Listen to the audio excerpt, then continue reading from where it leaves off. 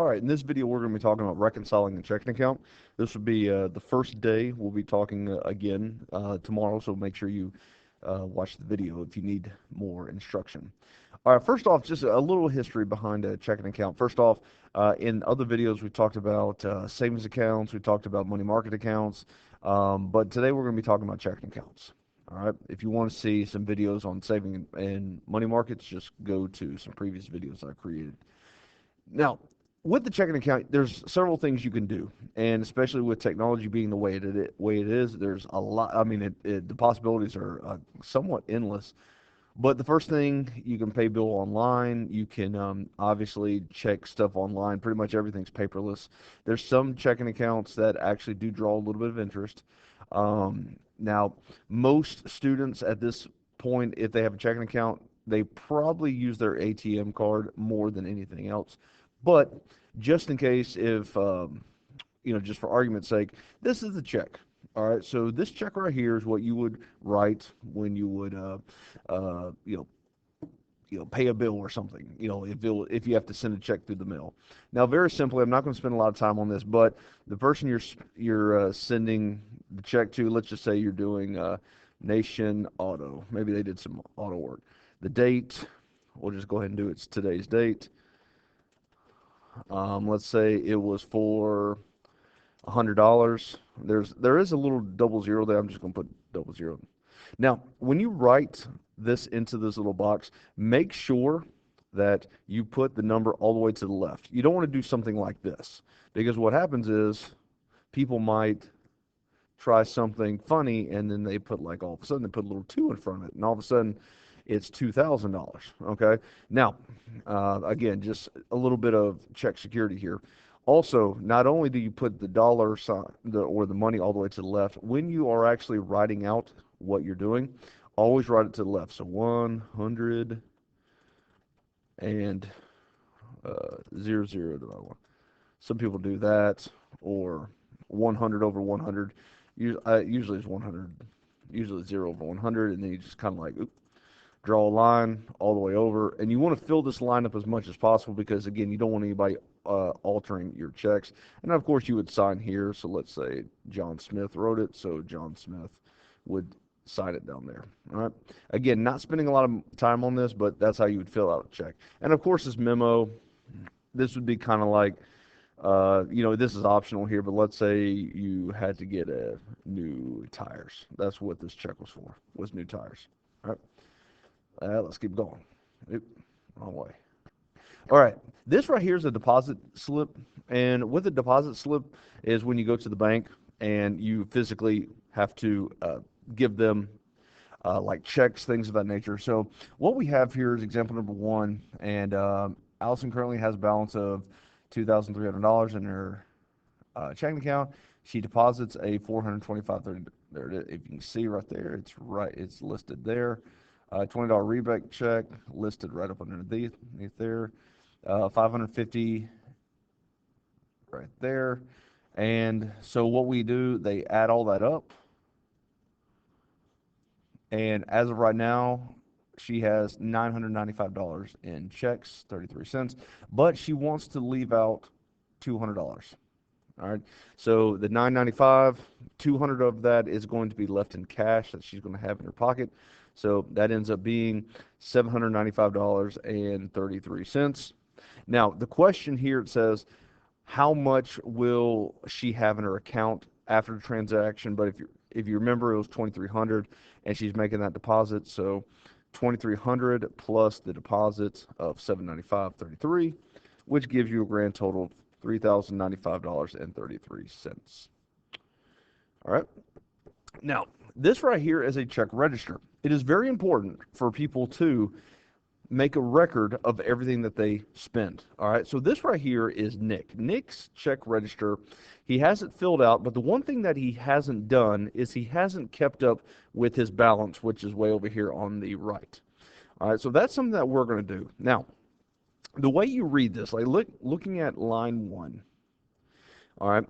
Notice that the amount that was written, the check amount, is in the subtraction category, which means you are taking that money away. So when you start filling out something right here, how much money does he have now? Well, what you would simply do is you would take how much money he had to kind of start the problem and then subtract it by how much he wrote the check for to get his new current balance. So it ends up being $1,951. Try to make this as organized as possible since I'm typing, and 27 cents. All right, that's how much money he has now. But let's keep going. He wrote another check to the guitar place. So we're at 951. We're going to subtract this amount of money and we're going to figure out what his current balance is. So that ends up being 1918.77. All right. But notice on our third line here, what we have is a deposit. So he actually put money into his account. And if you notice that this 821 is actually in the column of the addition. And so we are going to add to the balance. So 1918 plus this amount of money gives us, and basically what this is, it's just a running total. It's a running total of how much money he has as he is writing down his expenses, his expenditures. Okay, and then you just keep going. So notice that AT&T as well as Star Cable are deductions. So you would take this amount of money and you would subtract it by each expense here. So that'd be 26.38, and then lastly, it would be 24.99.90. All right. So the question is, how much money does he have in the account as of right now? He's got $2,499.90. All right, let's keep going. All right, so just some general questions here. Jackie deposited an $865.98 paycheck, a $625 stock dividend check, a $60 rebate check, and $130 cash in her checking account. Her original account balance was $2,791. Assuming her check's clear, how much was in her account? So she started with, the problem started with $278.91. She is depositing everything, so 865.98 plus uh, stock dividend check plus a rebate check plus $130 in cash, which means her new balance is going to be 1957.89. Gary and Ann have a joint checking account. Their account balance at the beginning of October was 9,000. During the month, they made deposits totaling this, and then they wrote checks totaling this, paid the maintenance fee for $12 and earned $11.15 in interest. What is the balance? All right, so just going line by line, we're going to start off with how much money they had at the beginning, $9,187. And now it says they made deposits. So deposits mean we're adding 2783.71. Wrote checks totaling. Now remember, if you write a check, that means you are subtracting, and then paid a maintenance fee. So anytime you pay, you lose money, and earned 11.15 in interest. So that'll be an addition problem. So when you do the math, how much do they have at the end of the month? 7,056. All right, so what we're going to do is we're going to go ahead and skip to the actual reconciling of a checking account. Now, first off, let's go ahead and go over the definition. So whenever the question, or what does reconcile mean? All right, so what does reconcile mean? All right, very simply, here's what it means. It means the bank's records match the person's records. All right, so what that means is if the bank says that you have, let's just say $5,000 in your checking account, and if you check your records and you have $5,000, then that means you have reconciled. That means yes, your records and the bank records match. So that would be a big fat yes, it reconciles. But let's say if the bank says you have 5,000 and you have 4,800, then obviously your checking account does not reconcile. Okay, so to get everything started off, let me change the view here. All right, so what we have is we have Michael's check register. Now, make sure we're clear on this. Everything right here represents what Michael's records. This is all Michael's records, okay? Now, this right here is Michael's bank statement, okay? This is what the bank says, okay? This is what the bank says. All right. So what we're going to do is we're going to take what the bank says and reference what Michael says. All right. We're going to see if the checking account registers. Now, the first thing we need to do is go through all of these transactions, because what these transactions mean is that the bank has made it official, meaning these transactions are no longer pending. They have actually been made official. All right. So the first thing, if you notice, we're at 11:05, there was a $35 deposit. So very simply, here's what you're going to do. You're going to find where that deposit is. Oh, I see it right there. That $35 deposit is right here, and we are going to put a little check there. And the reason why you would put a check is because that transaction is no longer pending. It's actually been cleared. All right. The next thing, if you notice, is a $100 deposit. So let's see. Well, here's a $100 deposit, but it's already been checked. But oh, the one down here has not been. So check. All right. So let's see what's next. The $158.08 withdrawal. Let's see if we can find it. Oh, there it is right there. We're going to check that off. The 46.50 check. 74.64 check. And then the 1950. Where's the 1950? Oh, there it is right there. Okay. So we have checked all of these transactions from the account register. Now it's time to actually answer a couple of questions. All right. First, it says, what is Michael's register balance? Well, let's see what Michael says. Michael says, and this is what's going to be at the very, very bottom. Michael says he has $641. All right, so Michael believes in his checking account he has $641.13. Now, what does the ending statement balance, meaning what does the bank say he has? Well, the bank says he has $618 or $628.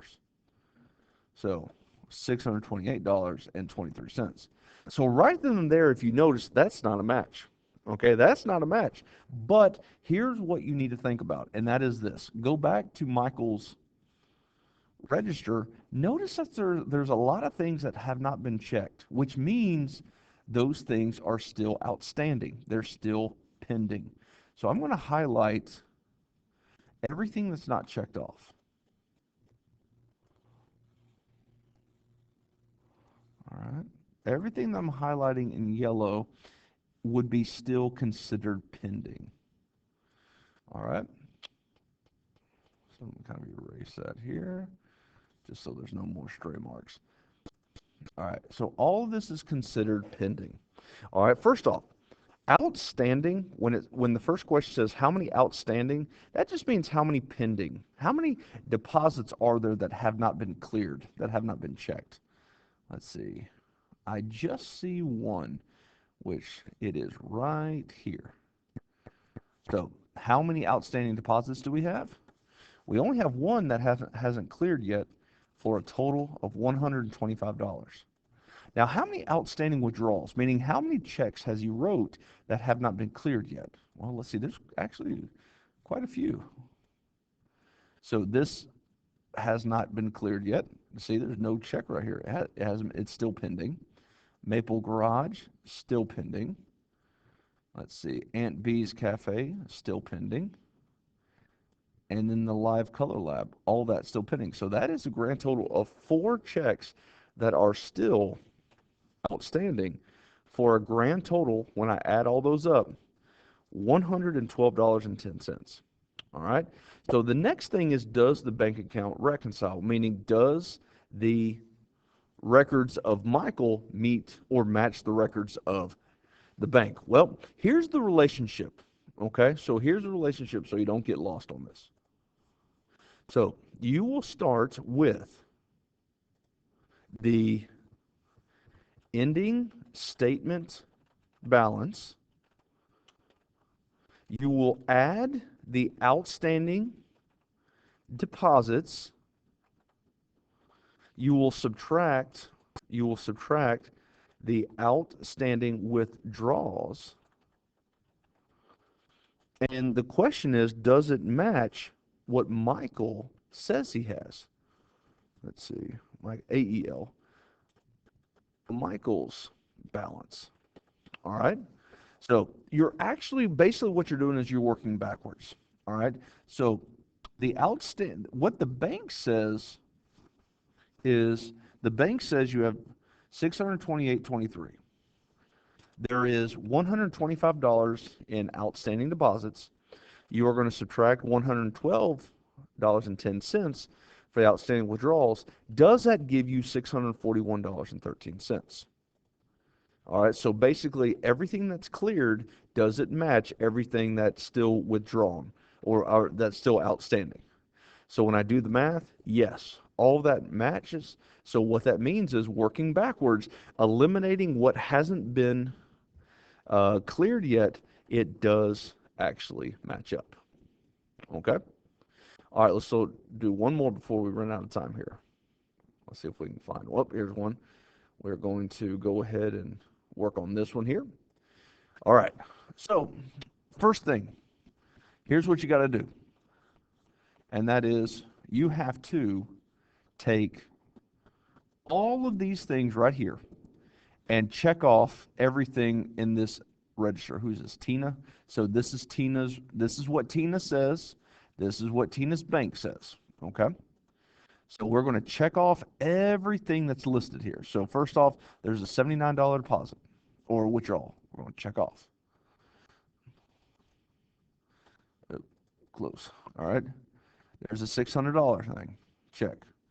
$51. Check. All right. $12. Check. 133.81. Check.